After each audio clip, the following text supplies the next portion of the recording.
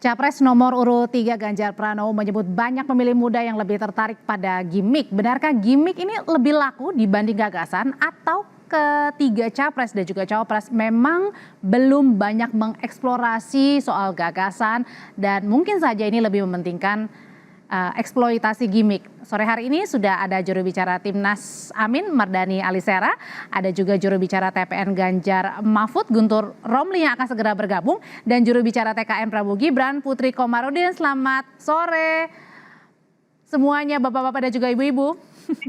Sore Mbak Audrey, sore Pak Mardani. Sehat semua. Sehat semuanya. Ini sambil kita menunggu Mas Guntur join nih, saya mau tanya ke Mbak Putri dulu. Mbak Putri, sebenarnya strategi dari tim ini lebih banyak sebenarnya pakai gimmick-gimmick atau gagasan Mbak yang diperjualkan nih selama kampanye ini? Ya, selamat sore untuk Pak Mardani dan juga Mbak Audrey. Assalamualaikum warahmatullahi wabarakatuh. Ya kan sebenarnya istilah gimmick gemoy yang tadi sempat disampaikan oleh Capres Paslon 03 itu kan sebenarnya datangnya dari grassroots ya, dari masyarakat. Jadi kita tahu juga bahwa bukan Pak Prabowo atau dari tim kampanye TKN kita gitu yang membawa gemoy ini.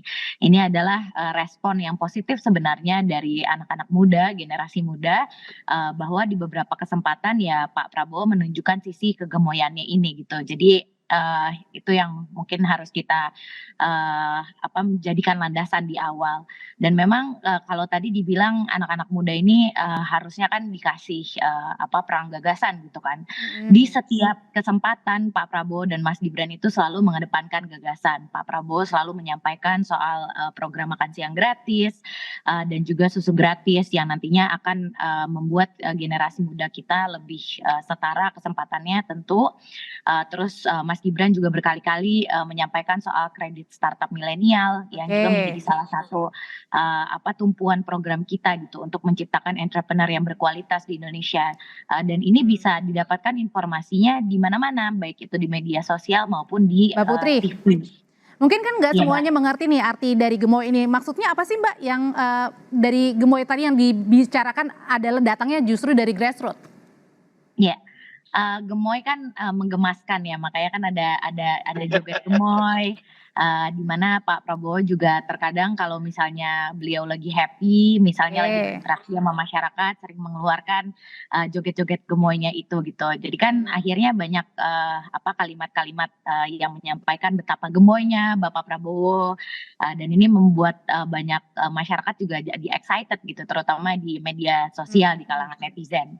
Jadi ya sebenarnya ini menarik karena respon dari masyarakat juga sangat positif gitu, dan ini memang bukan sesuatu hal yang di-create, tapi sesuatu yang tumbuhnya dari grassroots. Kalau responnya dari Mas Mardani sendiri gimana sih Pak Mardani merespon soal gimmick, soal gemoy ini gitu? Sebenarnya kalau gimmick-gimmick dalam kampanye ini yang mana? Apakah itu harus menjadi prioritas dalam setiap kali berkampanye, termasuk juga dengan pasangan Amin? Saya mulainya dengan welcome to the new world ya. Selamat datang ke dunia baru. Kalau sebelumnya kampanyenya serius ya, kadang-kadang tajam, sekarang netizen pengennya kampanye yang nyantai. Yang kami di PKS menyebutnya dengan 3A ya, adem, akur, asyik ya. Kampanye harus adem, harus akur, harus asyik. Kalau gagasan terus, aduh langsung di skip itu tuh. Jadi saya setuju sama Mbak Putri. Ini Pak Prabowo pandangan saya, ini luar biasa. Saya 2 thumbs up buat Pak Prabowo. Ya karena sudah bisa joget gemoynya, walaupun wakil punya Majelis Syuro bilang ya kalau cuma gemoy tidak mencerdaskan. Saya setuju. Makanya sesudah gemoy, sebentar lagi akan ada debat capres-cawapres. Mudah-mudahan di debat capres-cawapres itu akan ada kampanye karya dan gagasan. Kompetisi yang lebih tajam. Gimana sih bikin 7% pertumbuhan ekonomi tercapai? Gimana sih bikin pendidikan berkualitas? Gimana sih biar BPJS affordable? Saya yakin pada saat kampanye, KPU wajib mendalami. Jadi lebih penting mana Pak Mardani, gagasan atau gimmick nih supaya mendatangkan banyak pemilih untuk memilih? Dua-duanya perlu. Kalau cuma gagasan tapi tidak ada gimmicknya, nggak akan ada yang beli. Tapi kalau gimmick nggak ada gagasannya, tidak mencerdaskan. Gitu. Jadi dua-duanya. Oke, nah kalau misalnya bukan hanya tentang ini ya, tentang gimmick saja yang menjadi pertanyaan sebenarnya Pak Mardhani juga Mbak Putri, tapi juga soal debat nih, debat kan sudah ada direncanakan oleh KPU, sudah diketok katanya 5 kali. Nah sebelumnya ini banyak juga ada beberapa undangan gitu ya untuk mengundang Mas Gibran sebagai cawapres nomor urut 2 untuk bisa ikut berdiskusi, berdialog, termasuk juga dengan Pak Prabowo. Nah mungkin banyak juga yang jadi pertanyaan, kenapa nih kemudian agak bisa terbilang mungkin bisa dihitung ya beberapa kali baru ikut gitu. Bagaimana dengan nanti debat, Mbak Putri? Ya, Pak Prabowo dan Mas Gibran ini kan dua-duanya masih menjabat sebagai pejabat negara yang justru kita harus apresiasi karena beliau berdua di saat masa kampanye ini masih menempatkan kepentingan negara di atas kepentingan kampanyenya. Dan di masa kampanye ini juga beliau tetap fokus, makanya mereka hanya mengambil cuti kampanye 2 kali seminggu, di mana 5 hari kerjanya akan tetap fokus pada kerja-kerja di masing-masing posnya gitu. Ya Pak Prabowo sebagai Menhan dan juga Mas Gibran sebagai wali kota. Jadi ini menunjukkan bahwa demokrasi yang kita tonjolkan di TKN ini adalah demokrasi yang bersifat sistem. Kita sangat menghargai bahwa di bawah TKN juga banyak struktur dari mulai tingkat pusat sampai daerah yang setiap harinya juga tidak pernah lelah mengkampanyekan Pak Prabowo dan juga Mas Gibran. Jadi beliau berdua tetap bisa fokus pada tugas-tugas negara. Artinya bukan menghindar gitu ya, atau menghindari? Tidak meninggalkan posnya masing-masing, karena toh ketika ada acara yang memang diselenggarakan oleh KPU seperti debat nanti, pasti Pak Prabowo dan Mas Gibran juga akan mengikuti sesuai dengan peraturan yang berlaku. Jadi ya kita harus bisa juga mengesampingkan ego sebagai kandidat tentunya, dan juga memperhatikan tugas negara yang masih harus kita jalankan. Saya sama Pak Mardhani ini masih jadi anggota DPR, jadi walaupun sudah masa kampanye ya kita masih tetap harus bekerja di DPR sekarang karena masa sidang belum ditutup. Jadi ya mungkin itu contoh kecilnya lah gitu di level kita masing-masing. Oke, berarti artinya itu adalah soal prioritas ya? Ya. Oke, kalau gitu sekarang saya pertanyaan yang hampir-hampir sama saya akan tanyakan ke Pak Mardhani. Pak Mardhani sebenarnya seberapa penting sih datang capres maupun cawapres ke debat sebelum sebenarnya ini menjadi pemanasan ya, sebelum debat real nanti di KPU? Yang debat dari masyarakat perlu dihargai. Karena mereka menginisiasi wadah agar ada kontestasi karya dan gagasan. Tetapi memang lagi-lagi saya melihat ada yang bisa dan ada yang nggak bisa. Dan jangan underestimate pada yang nggak bisa. Kayak misal Mas Gibran gitu loh. Saya sih ngelihat jangan kemarin waktu pertama muncul itu cukup mengejutkan dengan banyak gimmicknya gitu kan, kartu-kartunya ya kayak Pak Jokowi gitu kan. Nah, tetapi buat saya yang paling utama adalah kampanye saat KPU karena di situ disiarkan oleh seluruh televisi nasional dan dilihat oleh banyak masyarakat. Begitu. Debat ya maksudnya itu ya? Ya debat yang 5, 2 kali capres-cawapres, 2 kali capres dan sekali cawapres. Itu kalau pengalaman waktu kami di Pilkada DKI, Mas Anies menyiapkan dengan seksama termasuk beragam perangkatnya dan itu yang bikin perlahan tapi pasti surveinya dulu nomor 3 naik ke nomor 1. Insya Allah itu terjadi juga. Amin. Oke, tapi kan Pak Mardhani dan juga Mbak Putri kalau misalnya debat yang diadakan bukan dari KPU ya, sebelum-sebelumnya dari masyarakat begitu kan, bukannya ini menjadi satu juga ajang gitu untuk memperkenalkan adu visi, gagasan, lebih dekat juga dengan ke masyarakat karena ini juga bukan sembarangan loh, ada lembaganya misalnya saja Muhammadiyah atau penyelenggaraan yang digelar oleh sebuah kampus. Pak Mardhani, Mbak Putri dulu deh. Iya. Tentu kan karena kita punya maksudnya ada 2 orang yang menjadi pasangan kan, ada calon presiden, ada calon wakil presidennya.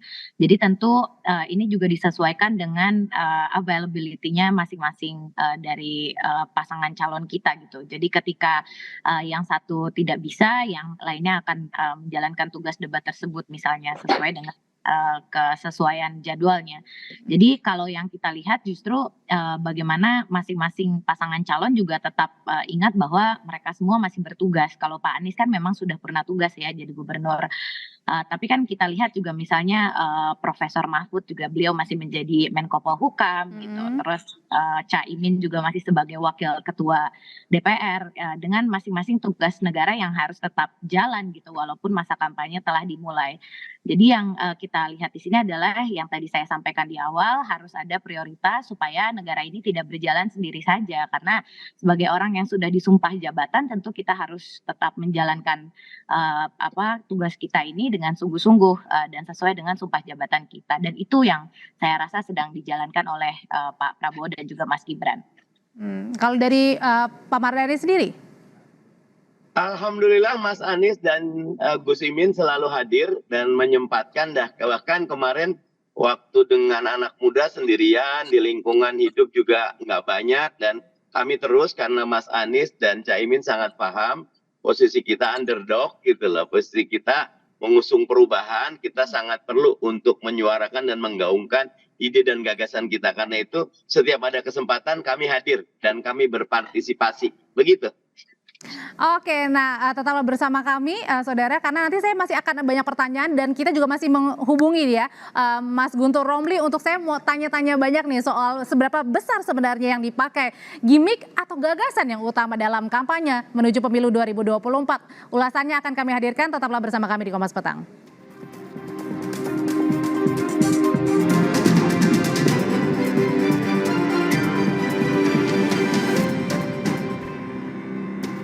Lagi bersama kami di Kompas Petang, Pak Mardhani, Mbak Putri kan yang paling dekat adalah selain kampanye nanti di bulan Desember akan juga diawali dengan debat pertama ya, pasangan Capres-Cawapres. Nah ini persiapannya sejauh ini gimana Pak Mardhani? Apakah sudah cukup modalnya bagi pasangan Amin, karena hampir setiap diskusi, hampir setiap debat yang diadakan oleh masyarakat ini selalu ikut, jadi sudah siap gitu. Pak Mardhani? Saya mau tanya kalau gitu masih ini ya dalam saluran komunikasi, saya mau tanya ke Mbak Putri, masih bersama saya ya Mbak ya? Ya, masih. Oke, kalau persiapannya untuk pasangan Pak Prabowo juga Mas Gibran, kan sebelumnya ini bisa dibilang jarang banget nih hadir Mbak Putri ke debat-debat yang diadakan masyarakat tadi karena prioritasnya beda ya. Nah ini gimana kesiapannya dalam menghadapi debat perdana Desember? Ya. Sebenarnya kan kemarin juga Pak Prabowo sama Mas Gibran bagi tugas ya, Pak Prabowo ke Muhammadiyah misalnya acara yang diskusi itu, terus Mas Gibrannya ke acara NU. Jadi sebenarnya bisa dilihat kalau paslon kami ini juga sangat senang turun langsung ke masyarakat gitu. Jadi walaupun diselingi dengan debat yang diundang oleh organisasi masyarakat ataupun kepemudaan misalnya, tapi beliau berdua juga tidak pernah berhenti keliling ke daerah-daerah untuk melihat langsung keadaannya masyarakat, dan yang paling penting menyapa langsung masyarakat, karena ya seperti kita tahu human touch itu di dalam politik kan tetap menjadi yang paling penting walaupun kita sekarang sudah ada teknologi. Dan tentu kalau dari soal debat justru di situ kita bisa melihat nanti benar-benar ekspresinya Mas Gibran yang memang native-nya anak muda, di mana sekarang 54% juga nanti di daftar pemilih tetap kita adalah anak muda. Jadi Mas Gibran ini akan menjadi salah satu orang pertama yang paling muda yang nanti akan mengikuti debat cawapres tersebut, capres-cawapres. Jadi ya nanti kita juga bisa melihat bagaimana kolaborasi antar generasi ini menjadi sangat baik untuk pertumbuhan ekonomi kita dengan gagasan yang beliau punya gitu, dan bagaimana saling menghargai. Tapi nggak ada latihan ya Mbak? Mungkin nggak sih ada latihan nggak sih? Kalau latihan ya saya rasa kan Pak Prabowo dan Mas Gibran juga sudah sering berdiskusi, mereka juga sering mengetes gagasannya masing-masing. Jadi ketika chemistry itu sudah tercipta ya, saya yakin yang namanya latihan itu tidak diperlukan lagi gitu untuk kaliber seorang Menhan dan juga tentu seorang yang sudah menjabat sebagai kepala daerah. Tapi ya tentu pasti kita akan mengantisipasi misalnya ke pertanyaan-pertanyaan yang sesuai dengan tren yang sedang berkembang.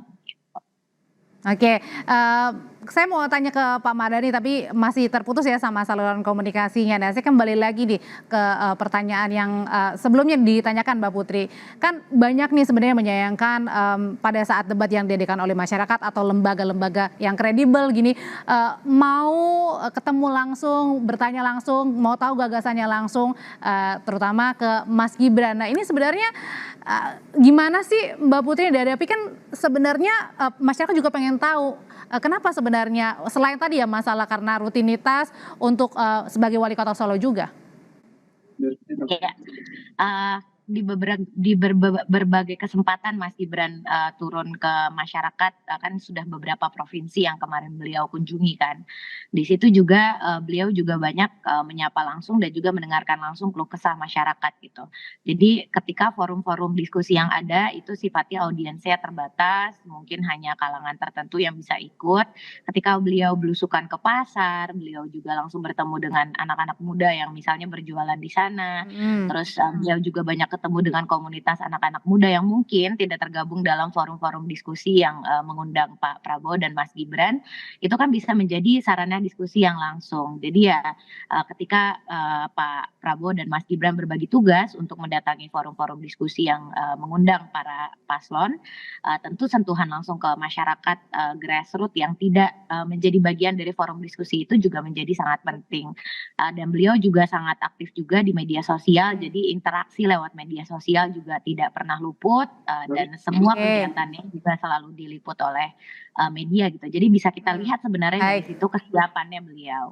Oke, kesiapannya adalah siap ya. Oke, saya kembali lagi ke Pak Mardhani. Pak Mardhani, ini kan gagasan perubahan adalah jargon ya yang diutamakan oleh pasangan Amin ini. Nah, kalau misalnya tadi kan Pak Mardhani bilang ini gimmick juga perlu nih. Kalau misalnya kalah artinya adalah gimmick lebih besar daripada gagasan, artinya gagasan perubahan ini mungkin saja tidak tersampaikan betul ke masyarakat mengenai visi misinya Amin.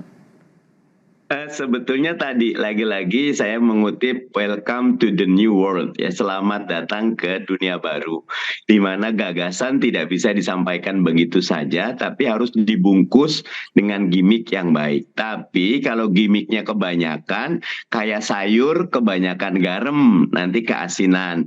Nah, mencari proporsi yang tepat antara gimmick sama gagasan itu tidak mudah. Kadang-kadang kita pengen gimmicknya sedikit tapi netizen atau publik tidak menerima. Sebagian besar anak pemilih kita itu kan milenial dan Gen Z. Nah, milenial itu tidak mau terlalu serius ya, santuy misal gitu loh. Mereka pengen enjoy the life. Mereka tidak ingin ada konfrontasi. Mereka pengen kompetisi tapi saat yang sama ada elegansi ya, bahwa kita saling menghargai, kita saling berkompetisi tapi kita saling akrab, tidak saling, sehingga kayak kompetisinya kayak Liga Inggris gitu loh. Sampai pertandingan ke-38 belum tahu MU apa City yang menang, apa Arsenal yang menang. Ada adrenalin tetapi etika tetap dijaga. Nah, yang ada nanti kontestasi kecerdikan, dan kami di Amin yakin insya Allah narasi gagasan kita akan dibalut dengan marketing yang baik, termasuk gimmick yang tepat, tidak berlebihan. Oke, Pak Mardhani Alisera terima kasih, Mbak Putri Komarudin terima kasih, saya selalu semuanya.